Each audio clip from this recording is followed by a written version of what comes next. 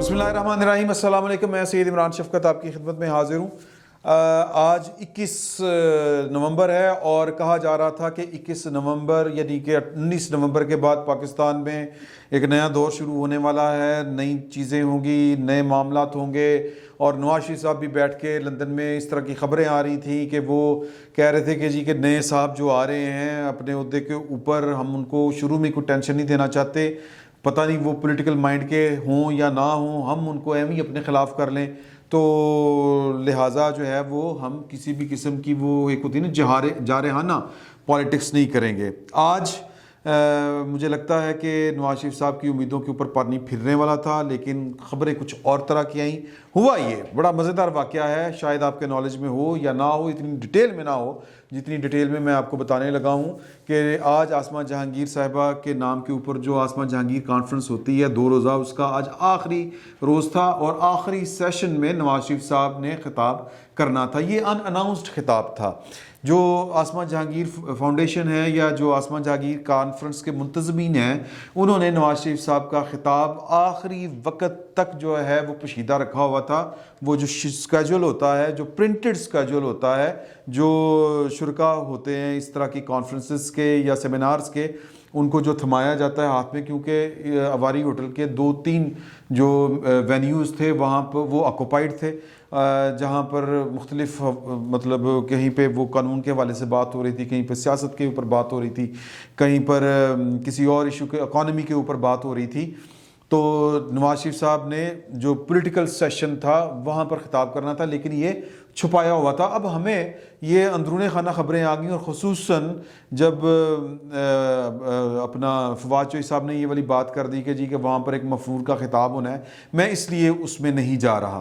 तो उसके बाद मरियम औरंगज़ेब साहिबा की तरफ से भी ये ट्वीट कर दिया कि नवाज शरीफ साहब वहाँ पर ख़िताब करेंगे, लेकिन हमें ये समझ नहीं आ रही थी कि ये इंतज़ामिया को क्या मसला है कि इंतज़ामिया इसको छुपा रही है। हालांकि जब ये 2 तरफा मामलात होते हैं ना, और इस तरह तो नहीं होता कि नवाज शरीफ साहब जो है वो ऐन वक्त पे कहेंगे कि जी वो मैं नहीं आ रहा, इस तरह नहीं होता। कमिटमेंट होती है और वो उस कमिटमेंट को वो करते हैं। तो दोनों तरफ वाले जो हैं वो यानी उन्होंने तो जो इस तरह की कॉन्फ्रेंस करवा रहे हैं लाहौर में बैठकर, तो उन्होंने तो फिर हर किस्म का प्रेशर अपने कंधों पर उठाया होता है और उनको पता होता है कि किसको बुलाएंगे तो क्या प्रेशर आएगा और क्या नताइज सामने आ सकते हैं, क्या कीमत अदा करनी पड़ सकती है इस तरह की कॉन्फ्रेंसेस की। तो वो ज़हनी तौर के ऊपर तैयार थे, लेकिन इसके बावजूद समझ नहीं आ रही थी कि नवाज शरीफ साहब को के खिताब को इतना पोशीदा क्यों रखा जा रहा है। और नवाज शरीफ साहब ने आज कोई, मेरा मतलब कोई नवा धमाका करना, तो हमें समझ नहीं आ रही थी। जब हम वहाँ पर बैठे हुए थे तो मैं अपने दोस्तों के साथ था, तो वहाँ पर अचानक हमने देखा कि जी के फ़ोन के ऊपर से ये जो सिग्नल होते हैं वाईफाई उसके इंटरनेट के 4G जो उन्होंने लिखा आ रहा होता है वो गायब हो गए हैं। तो मैंने अपने दोस्त जो साथ थे, मेरे कोलीग्स वगैरह, उनसे मैंने कहा, मैं यार नेट बंद हो गया। तो मेरे वो इमदाद सुमरो भी साहब भी साथ थे, उन्होंने मुझे वो को नहीं, मेरी कहते सुनता नहीं पाया, वो मंजूर पश्तीन तकरीर कर रहा है। तो मैं क्या वो तकरीर कर रहा तो कि नेट खा गया, और कहता है तेरा दिमाग ख़राब है यार, समझ। मैं कहा क्या समझूँ, मुझे समझ नहीं आ रही थी। वो कहता है भाई उसकी तकरीर लोगों तक नहीं जानी चाहिए, मंजूर पश्तीन है, वो फाटा शट्टा में पठानों शटानों में जाकर पंजाब के मतलब पाकिस्तान के दिल में लाहौर में बैठ के और पंजाब के कैपिटल में बैठ के वो जब तकरीर करेगा, वो जिस तरह वो इस्टेब्लिशमेंट को रगड़ता है, वो तो सीधा जर्नलों का भी नाम लेता है, पता नहीं किस किस का नाम लेता है। और इसी तरह उन्होंने किया, उन्होंने जो पश्तूनों को, फाटा को, जो अपनी कौम को जो मसाइल हैं वो उन्होंने 1 by 1 मिसालें देकर, नाम देकर वो गिनवाई। वो मुझे वो इलाकों के नाम याद नहीं आ रहे, वो खड़ा खेल इस तरह करके वो जहाँ पर वो सीधी फायरिंग की गई थी, उन्होंने बताया कि किस तरह टारगेट 3-4 मतलब किस तरह सीधी फायरिंग की जाती है, किस तरह अगवा किया जाता है, किस तरह हमला किया जाता है, किस तरह लापता किया जाता है, सारी चीज़ों के ऊपर उन्होंने बड़ी डिटेल गुफ्तगू की। तो जाहिर है कि लाहौर में बैठ के इस तरह की बात जो है वो करना वैसे ही बड़ा मुश्किल काम है, और मंजूर पश्तीन करे तो फिर तो मेरा मतलब फिर क़यामत नहीं आ गई कि जो इस्टेब्लिशमेंट का घर है और उस घर के सदर में बैठकर या कैपिटल में बैठकर आप इस तरह की बात कर जाएं और फिर बड़ी आसानी से कर जाएं, तो वो रुकावटें तो खड़ी होनी थी। नेट गायब वहाँ पर कर दिया गया اور لاہور کا مال روڈ، اگر آپ نے ہماری ہوٹل یقیناً دیکھا ہوگا، مال روڈ کے اوپر گورنر ہاؤس کے کی بغل میں، وہاں پر نیٹ غائب ہو جائے بڑی بات ہے. اور پھر یہ نیٹ صرف اس کہہ لیں مال روڈ کے علاقے پہ نہیں، ادھر ادھر بھی غائب ہوا، وہ کوئی مطلب کہ وہ سگنل کی دوسرا پول نہ پکڑ لے، یہ جو وہ ٹرانسمیشن کے نہیں لگے ہوتے ٹاورز وہ والے، تو وہ حفظ ما تقدم کے طور پر وہ ارد گرد کے جتنے ٹاور تھے وہاں پر انٹرنیٹ کی سہولت منقطع کر دی گئی تھی. تو پھر وہاں پر سمجھ آئی کہ یہ نواز شریف صاحب کا خطاب جو ہے یہ اتنا پوشیدہ کیوں رکھا گیا تھا. نواز شریف صاحب نے، اگر آپ نے وہ تقریر اب سن لی ہوگی، وہ بعد میں یوٹیوب کے اوپر اپلوڈ کر دی گئی تھی، نیشنل میڈیا کے اوپر تو ویسے ہی حرام ہے، ممنوع ہے. تو اس میں انہوں نے کوئی ایسی بڑی بات نہیں کہی جو کوئی دھماکہ خیز ہوتی، جو کوئی مطلب ہے کہ آگ لگانے والی ہوتی، کوئی جذبات بھڑکانے والی ہوتی. روٹین کی وہ باتیں جس طرح کی کیا کرتے ہیں کہ جی کہ اسٹیبلشمنٹ کیا کرتی ہے، وہ ظاہر ہے کہ اسٹیبلشمنٹ جب کا وہ ذکر کرتے ہیں تو وہ سیکورٹی اسٹیبلشمنٹ کا ذکر کرتے ہیں. اور پھر ججوں کا بھی انہوں نے کہا کہ جی کس طرح جج استعمال ہوئے یا جج استعمال ہوتے ہیں، کس طرح پارلیمنٹیں ختم کی جاتی ہیں، وزرائے اعظم بٹھائے جاتے ہیں، سلائے جاتے ہیں، یہ وہ ساری وہی باتیں. اور ایک انہوں نے جو نئی بات کی کہ جی کہ اس کے لیے پوری قوم کو اکٹھا ہونا ہوگا، سب کو مل بیٹھ کر جو ہے وہ فوری طور پر جو قومی ایک جد و جہد ہے، ایک تحریک، قومی تحریک شروع کر دینی چاہیے. ادروائز یہ ان کا مشورہ تھا، لیکن اس کو پریکٹیکلی مٹیریلائز کس طرح کرنا ہے یہ ابھی محض ایک مشورہ ہی ہو سکتا ہے، یا ہو سکتا ہے کہ ان کے فیوچر کا کوئی پلان بھی ہو. پی ڈی ایم کی صورت میں تو آلموسٹ تقریباً تمام اپوزیشن اکٹھی ہوئی تھی، لیکن آپس کی باہمی چپکش میں وہ آپ کو پتہ ہے کہ وہ فارغ ہو کے رہ گئی ہوئی ہے.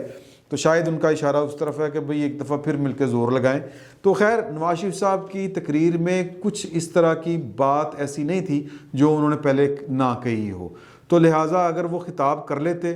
تو شاید اتنی کوئی بڑی خبر نہ بنتی، جتنی بڑی خبر جو ہے وہ تاریں کاٹ کر انٹرنیٹ غائب کر کے بنا دی گئی.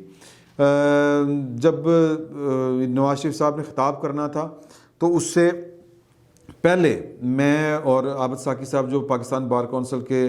سابق وائس چیئرمین ہیں، وہ اور کچھ دوست، صحافی دوست، ہم بیٹھے ہوئے تھے پنڈال کے اینڈ پہ. وہاں پر منیزہ جہانگیر آئیں اور انہوں نے عابد ساقی صاحب کو مخاطب کر کے کہا کہ وہ انہوں نے نا نیٹ والا جو ہے سلسلہ ختم کر دیا ہے، جیمر لگا دیے ہیں. تو میں نے پہلے سے جو ہے وہ بندوبست کر لیا ہوا تھا وہ فائبر کیبل کا. تو بڑا مسکرا کے کہہ رہی تھی کہ جس طرح کہ بھئی ہم نے ان کی فنکاری جو ہے وہ ناکام بنا دی ہوئی ہے، تو بس دیکھتے جاؤ کیا ہوتا ہے. پھر جب نواز شریف صاحب وہ آئیں اور انہوں نے جو 6 بجے کا سیشن تھا اس میں اناؤنس کیا کہ نواز شریف صاحب جو ہیں وہ ہمارے ساتھ ہیں، تو ان کے ساتھی نے کان میں آ کے کہا کہ جلدی سے نواز شریف صاحب کو ان کریں کیونکہ وہ نیٹ بند کرنے والے آ گئے ہیں. تو وہ جو انہوں نے کیبل نے لی ہوئی تھی، یا وہ فائبر کیبل جو تھی، جو بھی تھی، وہ والا جو کنیکشن تھا،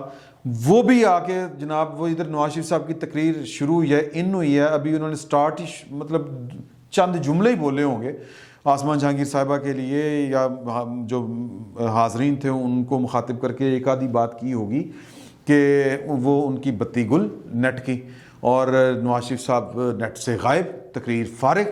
تو پھر وہ گیپ ارینجمنٹ کے لیے فرحت اللہ بابر صاحب کو لایا گیا. فرحت اللہ بابر صاحب نے بڑی اچھی تقریر کی، بڑی شاندار تقریر کی. اور میں نے جب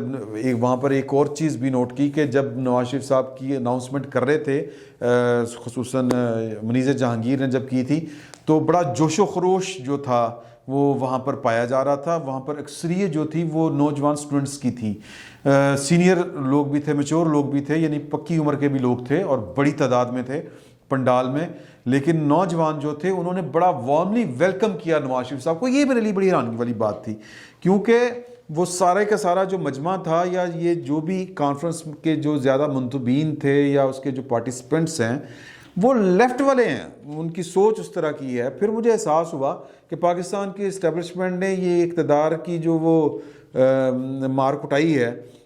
وہ کھینچا تانی ہے، اس میں میرا خیال ہے کہ لیفٹ اور رائٹ کی جو تقسیم ہوا کرتی تھی کبھی، وہ ختم کر دی ہے. اب پاکستان کی سیاست میں ایک ہی تقسیم ہے کہ آپ پرو اسٹیبلشمنٹ ہیں یا آپ پرو ڈیموکریٹ ہیں یا پرو کانسٹیٹیوشنل ہیں، آپ کانسٹیٹیوشن ہے. تو یہ ایک ہی تقسیم رہ گئی ہوئی ہے. اب جو پرو اسٹیبلشمنٹ ہیں ان میں وہ رائٹ کے بھی لوگ ہو سکتے ہیں، لیفٹ کے بھی لوگ ہو سکتے ہیں۔ اب یہ نظریاتی تقسیم ختم ہو گئی، نظریہ یا تو ڈیموکریسی ہے یا پھر ڈیموکریسی کا جو بھی الٹ ہے وہ ہے طاقت، یا جو بھی آپ اس کو کہہ لیں۔ تو یہ میرے لیے بڑی حیران کن بات تھی کہ نواز شریف صاحب کو نوجوان بچے بچیاں اسٹوڈنٹ اور پکی عمروں کے وہ لوگ جنہوں نے ضیاء الحق کی بھی ماریں کھائی ہیں، جنہوں نے مجھے وہاں پر ایک ڈاکٹر خالد جان صاحب کی اہلیہ جو ہیں وہ وہاں پر ملی، وہ بتا رہی تھی کہ ہم نے تو ایوب خان کا بھی دور دیکھا، ضیاء الحق کے دور کی ماریں کھائی ہوئی ہیں، تو یہ چل رہا ہے سلسلہ، ہم تو جد و جہد میں لگے ہوئے، اس طرح کی وہاں پر گپ شپ چل رہی تھی ان کے ساتھ بھی۔ تو تقسیم جو ہے وہ نظریاتی تقسیم اب ختم ہے، وہ والی لیفٹ اور رائٹ والی۔ اب تقسیم جو ہے وہ صرف دستور کی ہے کہ کوئی دستور کے ساتھ ہے، جمہوریت کے ساتھ ہے یا اس کے خلاف ہے۔ تو یہ بڑی واضح تقسیم ہے۔ جب نواز شریف صاحب کی گفتگو رک گئی، اب میں اصل بات کی طرف آنے لگا ہوں، جو پیچھے کی کہانی ہے وہ جو میں نے سٹارٹ میں آپ کو بتائی تھی وہ کیا ہے، لیکن ہلکا سا ایک ذکر وہاں پر جو بات ہوئی وہ بڑی معنی خیز بات ہے کہ منیزہ جہانگیر نے کہا کہ جی کہ ہم نے تاریں بچھائی تھیں اور وہ تاریں کاٹ دی گئی ہیں، نواز شریف صاحب کی تقریر رک گئی ہے، لیکن ہم بھی پرانے کھلاڑی، ہم نے اور بھی بندوبست کیا ہے، تو نواز شریف صاحب کی تقریر جو ہے وہ ہوگی، یہ آپ بس تسلی کے ساتھ بیٹھیں۔ تو لیکن میں آپ کو بتاؤں کہ ویسے تو تاریں جو کاٹنا ہے وہ چوہوں کا کام ہے۔ اب اس کے اوپر یہ بڑی خوفناک سی بات ہے، یعنی اس تارے کے طور پر انہوں نے بات کہی، لیکن جہاں پر بات لگائی وہاں پر بیٹھے جو لوگ ہیں انہوں نے اس کو بڑا، میں کہتا ہوں کہ جس کو کہتے ہیں نا کہ جس طرح ان کے دل کی بات کہہ دی ہو کسی نے، اس طرح کا آگے سے رسپانس آیا۔ تو خیر نواز شریف صاحب نے آئے، انہوں نے تقریر کی، تقریر ہوئی، تقریر ختم ہوئی، اس کے بعد احسن بھون صاحب نے بھی بات کی اور بات ہوئی۔ اب ہم جس طرح منیزہ جہانگیر صاحبہ نے بھی کہا اور باقی لوگ بھی وہیں پر بیٹھے یہ سوچ رہے تھے کہ یہ کارستانی جو ہے یہ پاکستان کی انہی قوتوں کی ہے جو اس طرح کے کام ماضی میں بھی کرتے رہے ہیں۔ تھوڑی دیر میں وہاں پر جو موجود تھے صحافی، ان کو فون موصول ہونا شروع ہوئے کہ جی کہ یہ جو نواز شریف صاحب کی تقریر روکی گئی ہے اس کے پیچھے کسی اور کا ہاتھ نہیں ہے، اس کے پیچھے فواد چوہدری صاحب کی حرکت ہے، یہ فواد چوہدری صاحب کے احکامات کے اوپر یہ والا کام ہوا ہے۔ اچھا، اب اس کو آپ نے پرچیز بائی کرنا ہے کہ نہیں کرنا؟ میں نے یہ ایک اطلاع ہے جو اس طرف سے آئی تھی اور صحافیوں کو آئی تھی، اور صحافیوں نے بس وہ سن لیا، اور پتہ نہیں وہ آپ کو بتاتے ہیں کہ نہیں بتاتے، لیکن اس کے اوپر پھر وہاں پر باقاعدہ بحث چھڑی، بحث یہ اور صحافیوں کے درمیان ہی چھڑی کہ جی کہ یہ آیا کہیں ایسا تو نہیں تھا کہ نواز شریف صاحب جس طرح پہلے دن سے کہہ رہے ہیں کہ جی کہ ابھی فوری طور پر لانگ مارچ کرنے کی ضرورت نہیں ہے، ہم نے دیکھنا ہے کہ جو جنرل فیض صاحب کے بعد جو صاحب آ رہے ہیں، ندیم انجم صاحب، وہ کیا آ کے بیہیو کرتے ہیں، وہ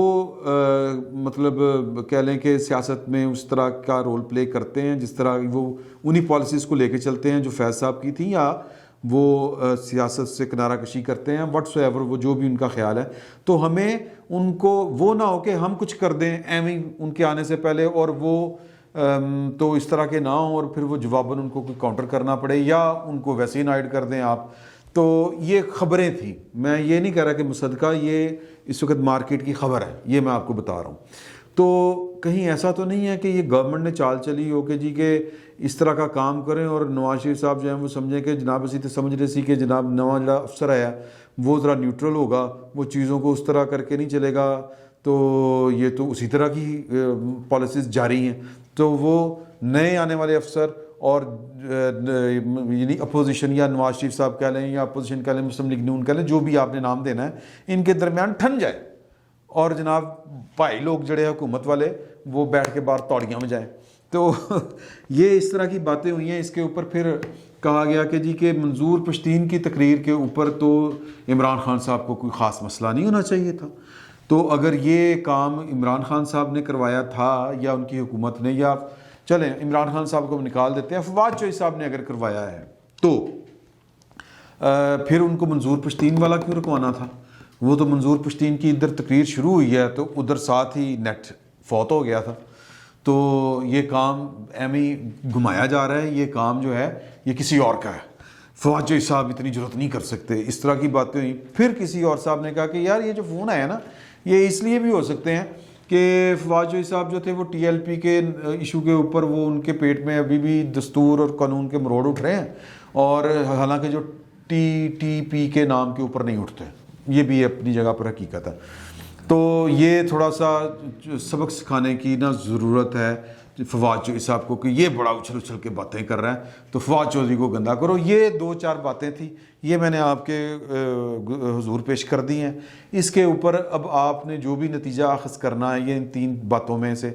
وہ آپ کریں۔ فی الوقت میں بھی سوچ رہا ہوں کہ اصل بات کیا ہو سکتی ہے، ابھی میں کسی فوری نتیجے پر نہیں پہنچا، میں پہنچوں گا تو آپ کو ضرور بتاؤں گا۔ لیکن بات یہ ہے کہ یہ کام جس نے بھی کیا، کہ نواز شریف صاحب کی اور منظور پشتین کی تقریریں رکوانے کا جنہوں نے بھی کام کیا، انہوں نے اپوزیشن کا کام اور آسان کر دیا۔ حالانکہ منظور پشتین صاحب کی باتوں میں وہی باتیں تھیں جو ہوتی ہیں،